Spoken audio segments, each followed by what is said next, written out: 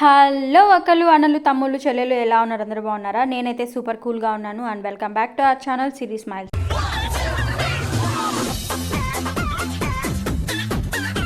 So ఇప్పుడు 3 టై dress అనేది తెగ వైరల్ అయిపోతుంది కదా. సో నేను కూడా ఒకసారి ట్రై చేద్దామని చెప్పేసి ఫ్యాబ్రిక్ అయితే తీసుకొచ్చినాను. దీనికి సంబంధించిన షార్ట్ వీడియో ఆల్రెడీ మన ఛానల్లో అప్లోడ్ చేశాను. ఎవరైనా చూడని వాళ్ళు ఉంటే వెళ్ళి చూసేసేయండి. అవుట్పుట్ అయితే ఎక్సలెంట్గా వచ్చింది. నేనైతే ఈ డ్రెస్సెస్ కోసము ఈ డ్రెస్ కోసము ఏ మెథడ్స్ యూజ్ చేశానో మీకు క్లియర్గా చెప్తాను. అండ్ ఎలాగ స్టిచ్ చేశాను, ఎలా కటింగ్ చేశాను కూడా మొత్తం క్లియర్గా చెప్తాను. ఎక్కడ స్కిప్ చేయకుండా వీడియో మొత్తం చూసేసేయండి. నేనైతే ఈ కాటన్ ఫ్యాబ్రిక్ 5 మీటర్స్ తీసుకున్నాను. అండ్ లైనింగ్ క్లాత్ వచ్చేసి 3 మీటర్స్ తీసేసుకున్నాను. ముందుగా బాడీ పార్ట్ మనం కట్ చేసుకుందాము. వీడియోలో చూపించిన విధంగా 6 ఇంచెస్కి అయితే మార్క్ చేసుకోవాలి. దాని తర్వాత అక్కడి నుంచి ఒక 2.5 ఇంచెస్ అయితే షోల్డర్ విత్ మార్క్ చేసుకోవాలి.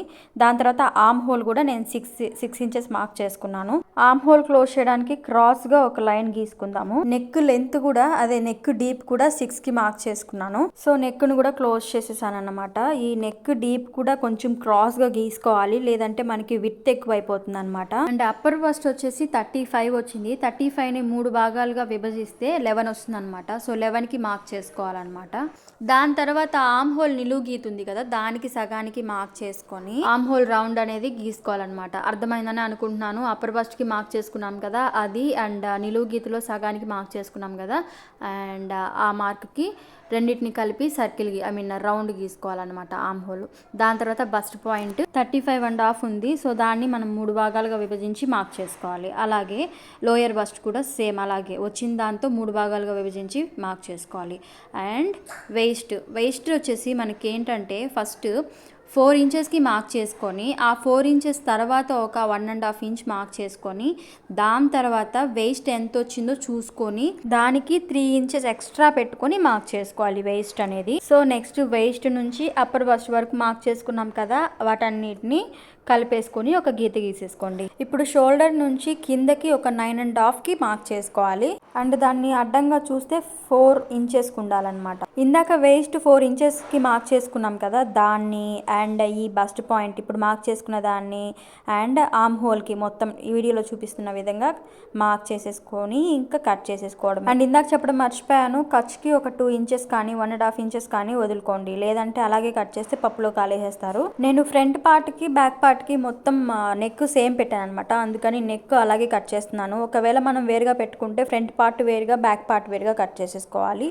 And arm whole neck cut చేసుకున్న తర్వాత ఇప్పుడు ఫ్రంట్ పార్ట్ బ్యాక్ పార్ట్ వేరు చేసుకోవాలి. ఎందుకంటే ప్రిన్సెస్ కట్ మనకి ముందు కట్ చేసుకోవాలి, బ్యాక్ సైడ్ కట్స్ ఏమి రావు కాబట్టి వేరు చేసుకొని ఇప్పుడు మార్క్ చేసుకున్న దాన్ని ప్రిన్సెస్ కట్ చూపించిన విధంగా ఇలా కట్ చేసుకోవాలన్నమాట. టక్స్ అనేవి కంపల్సరీగా పెట్టుకోండి, అప్పుడే మనకి ముందు షేప్ అనేది కరెక్ట్గా వస్తుంది. ఇందాక వేస్ట్ దగ్గర 1.5 ఇంచెస్ మనం మార్క్ చేసుకున్నాం కదా, అది కూడా కట్ చేసేసుకోవాలి. అంతేనండి, అక్కడితో బాడీ పార్ట్ అయితే కంప్లీట్ అయిపోతుంది. అండ్ కింద డౌన్ పార్ట్ వచ్చినట్టయితే లైనింగ్ అయితే ప్లీట్స్ పెట్టడం లేదు, అంబ్రిల్లా ఫ్రాక్ లాగా కుడుతున్నాను. ఎందుకంటే ప్లీట్స్ పెడితే ఎత్తుకు కనిపిస్తుంది అనమాట. సో ఆ ఛాన్స్ ఇవ్వకుండా నేను అంబ్రిల్లా క్లాత్ అయితే అంబ్రిల్లా ఫ్రాక్ లాగా అయితే కుట్టేస్తున్నాను, కట్ చేస్తున్నాను. కింద జాయింట్ కూడా నాకేం రాలేదు, ఎందుకంటే మొత్తం టోటల్ లెంత్ వచ్చేసి నేను 32 ఇంచెస్ పెట్టాను అనమాట. సో అలా సరిపోయింది జాయింట్ ఏమేయకుండా. అండ్ ఇంకా మెయిన్ క్లాత్ మెజర్మెంట్ కటింగ్ వచ్చేసరికి ఆల్రెడీ లైనింగ్ కట్ చేసుకున్నాం కదా, ఆ లైనింగ్ మెజర్మెంట్స్తో ఇలాగ మార్క్ చేసుకొని ఇలా టోటల్గా కట్ చేసుకుంటాను అనమాట. నాకైతే ఇలాగే సూపర్ ఈజీగా ఉంటుంది చెప్పాలంటే. అండ్ ఫ్రంట్ పార్ట్ ఉంది కదా, ఇవి కట్ చేసుకునేటప్పుడు కొంచెం చూసుకొని కట్ చేసుకోండి, ఎందుకంటే ఒక్కోసారి రివర్స్ కట్ చేసేసుకుంటాము. నాకు చాలాసార్లు జరిగిందనమాట. సో చూసుకొని మనం నీట్గా కట్ చేసుకోవాలి. అండ్ హ్యాండ్స్కి వచ్చేసరికి లాంగ్ బెలూన్స్ హ్యాండ్స్ పెడుతున్నాను. అండ్ ఈ క్లాత్ కోసం అయితే నేను వేరుగా క్లాత్ అయితే కట్ చేయకుండా మిగిలిన క్లాత్ ఉంటుంది కదా, చివర్లో కట్ చేయంగా మిగిలిన క్లాత్ దాంతోనే అడ్జస్ట్ చేస్తున్నాను. ఈ డ్రెస్లో నేను ఎక్కడ క్లాత్ వేస్ట్ చేయలేదు, ఎక్కడ మిగిలితే అక్కడ జాయింట్ చేసుకున్నాను అనమాట. హ్యాండ్స్కి కూడా జాయింట్ చేశాను, అంటే ఎక్కడ క్లాత్ వేస్ట్ అవ్వకుండా ఉండాలని చెప్పేసి నా ఉద్దేశము. అండ్ హ్యాండ్ లెంత్ వచ్చేసి మనకి 10 ఇంచెస్ వచ్చింది. దాని తర్వాత ఇంకా మిగిలిన క్లాత్ ఉంది కదా, ఇంకా దాని కింద గ్యారాక్ అయితే యూజ్ చేసేయాలి. ఎంత క్లాత్ ఉంటే అంత క్లాత్ గ్యారాక్ అయితే యూజ్ చేసేసాను. చివర్ల ఎగుదిగులు ఉంటాయి కదా, అవన్నీ నీట్గా సమానంగా కట్ చేసేసుకొని ఇంకా మార్క్ చేసేసుకుంటున్నాను. కింద పన్నా లెంత్ వచ్చేసి 32 ఇంచెస్. సో 32 ఇంచెస్ని మనం 3 భాగాలు చేసుకోవాలి, ఎందుకంటే 3 స్టెప్స్ వస్తాయి కాబట్టి. 32 ఇంచెస్ని మనం 3 భాగాలుగా చేస్తే మనకి 10.6 వస్తుంది అనమాట. నేను ఉరామరిగ్గా ఒక 11 వేసుకున్నాను, అంటే ఒక్కొక్క స్టెప్ మనకి 11 పడుతుంది. అయితే మనం ఒక ఇంచుని ఎక్స్ట్రా పెట్టుకోవాలి, ప్రతి స్టెప్కి ఒక ఇంచుని ఎక్స్ట్రా పెట్టుకోవాలి, ఎందుకంటే ఫోల్డింగ్స్కి పోతుంది కాబట్టి. సో ఒక్కొక్క ఇంచు నాకు 12 పడింది అనమాట. మీకు అర్థమైందని అనుకుంటున్నాను. చూడండి, వీడియోలో అయితే 12 ఇంచెస్కి స్టెప్స్గా అయితే కట్ చేసేసాను. అండ్ బాడీ పార్ట్ అయితే కట్ చేసుకున్నాం కదా. సో లైనింగ్ మెయిన్ క్లాత్ అనేది మనం కుట్టడానికి ఈజీగా ఉండడానికి ఇలా గమ్ అయితే యూజ్ చేస్తారనమాట. అట్ ద సేమ్ టైం నాకు క్యాన్వాస్ పేపర్ అనేది దొరకలేదు. సో నేనేం చేశాను అంటే ఇంట్లో ఉన్న పాత ప్యాంట్ క్లాత్ని అయితే యూజ్ చేశాను అనమాట. సో దట్ మనకేమవుతుందంటే నెక్ అనేది చాలా స్టిఫ్ ఉంటుంది అనమాట. క్యాన్వాస్ పేపర్ యూజ్ చేసినట్టుగానే ఉంటుంది. ఇంకా అంతే అండి, ఇంకా బాడీ పార్ట్ కట్ చేసుకున్నాము, కింద గారా కట్ చేసుకున్నాము, ఇంకా స్టిచ్చింగ్ అయితే స్టార్ట్ చేసేసాను అనమాట. ఇది నా ఫ్రెండ్ జాన్వర్కి వేసుకోవాలని చెప్పింది. సో ఇది జస్ట్ కాటన్ క్లాత్ కాబట్టి మనకి అంత స్పెషల్గా ఏమి ఉండదు అని చెప్పేసి నేను బ్యాక్ నెక్కి బో అనేది అటాచ్ చేశాను. సో దట్ మనకి కొంచెం స్పెషల్గా కనిపించడానికి వీలుంటుంది, రొటీన్గా కాకుండా కొంచెం ప్రత్యేకంగా ఉండడానికి వీలుంటుంది అనమాట. అండ్ ఈ డ్రెస్కి వచ్చేసి బెలూన్ హ్యాండ్స్ అయితే సెట్ చేశాను. అండ్ ఈ బెలూన్ హ్యాండ్స్కి మెజర్మెంట్స్ అండ్ బాడీ పార్ట్కి స్టిచ్చింగ్ ఇదంతా నేను క్లారిటీగా చెప్పట్లేదు, ఎందుకంటే అది అందరికి తెలిసిన విషయమే కాబట్టి. చూడండి, హ్యాండ్స్ బాగా వచ్చాయి కదా. సో మీకు అర్థమవుతుందనే అనుకుంటున్నాను. అండ్ కింద గారా సంగతికి వచ్చేసరికి అంతే అండి. ఇంకా మనం స్టెప్స్ అయితే కట్ చేసుకున్నాం కదా, 12 ఇంచెస్ పెట్టేసి. సో మొత్తం ఎంత క్లాత్ ఉందో అన్ని క్లాతులు 3 స్టెప్పులు కట్ చేసాం కదా, ఆ 3 స్టెప్పులు జాయిన్ చేసుకొని కుట్టేసుకోవాలి. మొత్తం ఎంత క్లాత్ ఉంటుందో అంత క్లాత్ జాయిన్ చేసుకొని కుట్టుకోవాలి. చాలా పొడుగు వస్తుంది క్లాత్ అనేది. జాయిన్ చేసి కుట్టుకున్నాక మొత్తం క్లాత్ని 2 వైపులా, అటువైపు ఫోల్డ్ చేయాలి, ఇటువైపు ఫోల్డ్ చేయాలి. అర్థమవుతుందని అనుకుంటున్నాను. 2 వైపులా ఫోల్డ్ చేసి కుట్టుకోవాలన్నమాట, లేదంటే దారాలు పోగులుగా రావడానికి ఛాన్సెస్ ఉంటాయి. సో ఫోల్డ్ చేసుకొని కుట్టేసుకోవాలి. అండ్ ఈ స్టిచ్చింగ్ మోడ్స్ ఉన్నాయి కదా, సో ఈ లూజ్ స్టిచ్చింగ్ మోడ్ అయితే సెట్ చేసుకొని దాని తర్వాత ఈ నెంబర్స్ ఉన్నాయి కదా, మామూలుగా అయితే 4 ఉంటుందన్నమాట. సో ఆ 4ని కాస్త 9 చేసుకోవాలి. ఈ మిషన్ యూజ్ చేసే వాళ్ళకైతే బాగా అర్థమవుతుంది. అండ్ వేరే మిషన్ గురించి అయితే నాకైతే ఐడియా లేదు, అందుకని చెప్తున్నాను. ఈ స్టిచ్చింగ్ మోడ్స్ మార్చిన తర్వాత క్లాత్కి ఒక సైడు బారుగా ఒక కుట్టేసుకోవాలన్నమాట.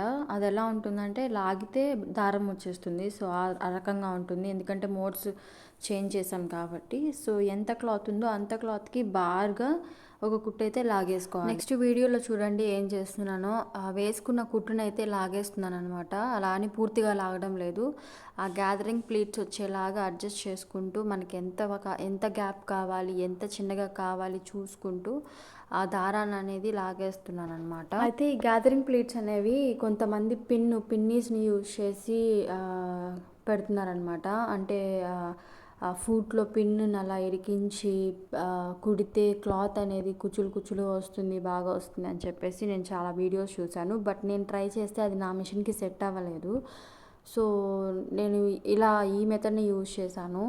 ఇది కూడా నాట్ దట్ మచ్ ఈజీ, ఇది ఎంత ఈజీ అని చెప్పలేను కానీ, బట్ ఒక్కొక్క ప్లేట్ పెట్టే కంటే ఇది కొంచెం ఈజీ అనిపించింది నాకు. సో అందుకని ఈ వేని చూస్ చేసుకున్నాను నేను.